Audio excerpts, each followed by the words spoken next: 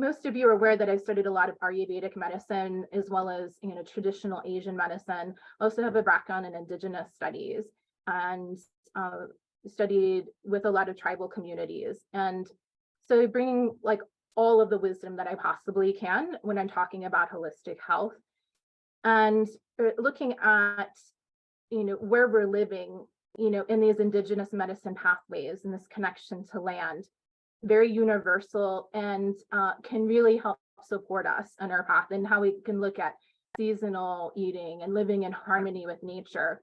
And that usually never fits into a box or is like the same thing year round. So we want to be really open and flexible to tuning in with like what's going on seasonally with foods, how are we feeling during different times of the year.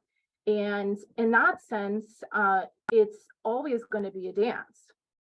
And it really does involve activating our intuition, which is a real strong suit for women. And it's something in all the holistic modalities we can really tap into and cultivate.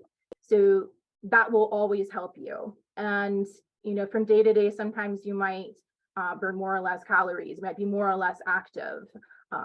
You might be, more mentally engaged or less. And so that's going to rise and fall, and it's kind of tuning into what you feel like you need.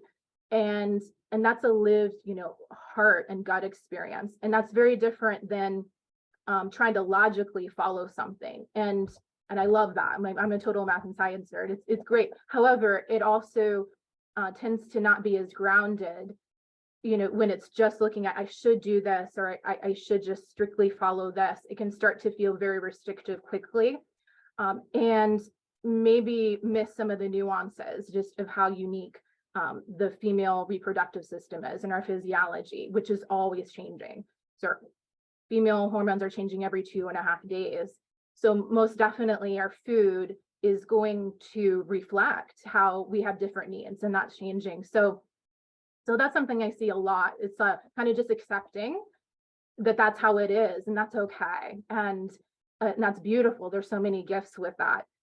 And we're not a 9-to-5 body or model. And just kind of letting ourselves free of that idea to try to, push it like it should always be the same or just follow one thing for the rest of my life.